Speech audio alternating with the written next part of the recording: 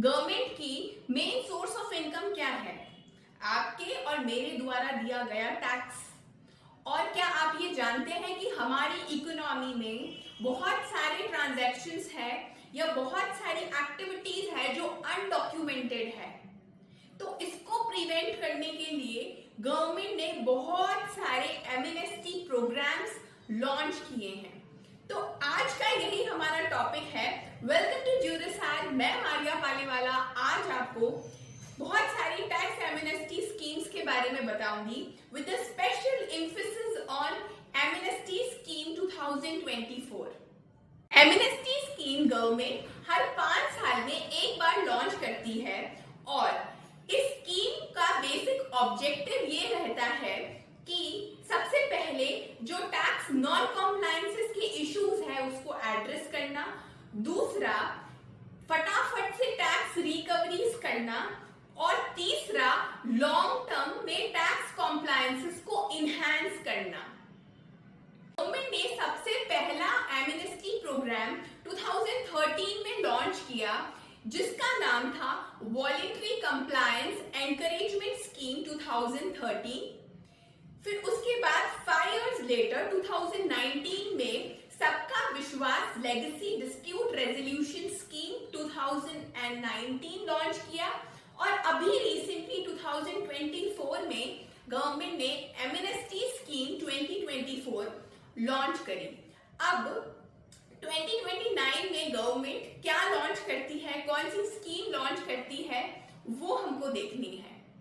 तो MNST scheme 2024 का legal framework कुछ इस तरह था कि सेक्शन 128 को फाइनेंस एक्ट 2024 में इंसर्ट किया गया जो कि specifically GST council 53rd GST council meeting का आउटकम था। और फिर उसके बाद जब रियलाइज हुआ कि बहुत सारे प्रोसीजर्स, टर्म्स और कंडीशंस अभी इंसर्ट करना बाकी है, तो 54 जीएसटी काउंसिल की प्रपोजल और रिकमेंडेशन की वजह से सीजीएसटी रूल्स में रूल 165 को इंसर्ट किया गया जिसमें स्पेसिफिकली सारे टर्म्स एंड कंडीशंस और प्रोसीजर और कुछ स्पेसिफाइड फॉर्म्स जो है वो नोटिफाई किए गए with special emphasis to MNST scheme 2024।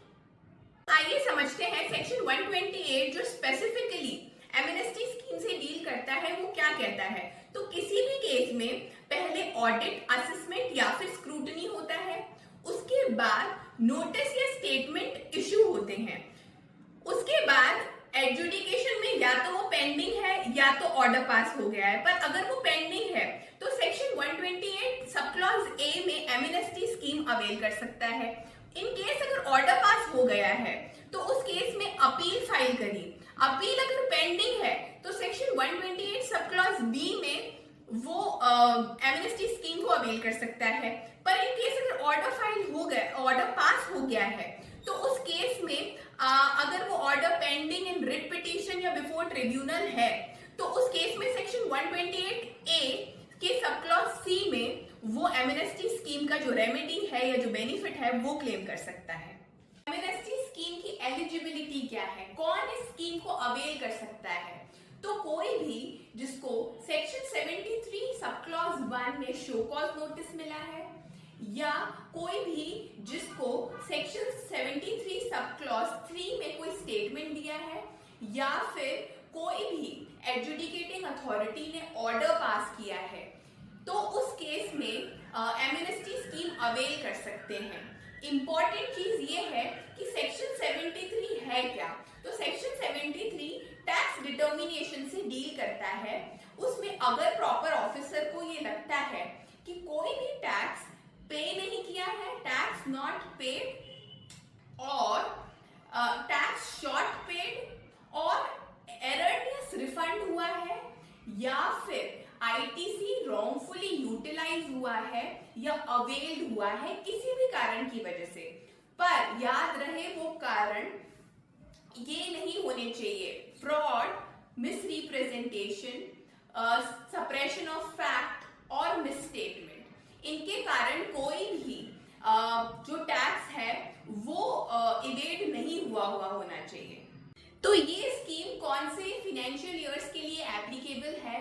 तो ये स्कीम फिनेंशियल ईयर 2017-18 से लेके 2024-25 तक एप्लीकेबल है। अब वेवर एप्लीकेशन फाइल करने की डेडलाइन क्या है? तो वेवर एप्लीकेशन एमएनएसटी स्कीम 2024 में आपकी स्टैंडर्ड केसेस में जो डेडलाइन है वो टिल 30 जून 2025 तक है, और in case of redetermination by proper officer, तो उस केस में जब भी ऑर्डर कम्युनिकेट किया है उसके 6 मंथ्स के अंदर अंदर आपको वेवर एप्लीकेशन जो है वो फाइल करनी है।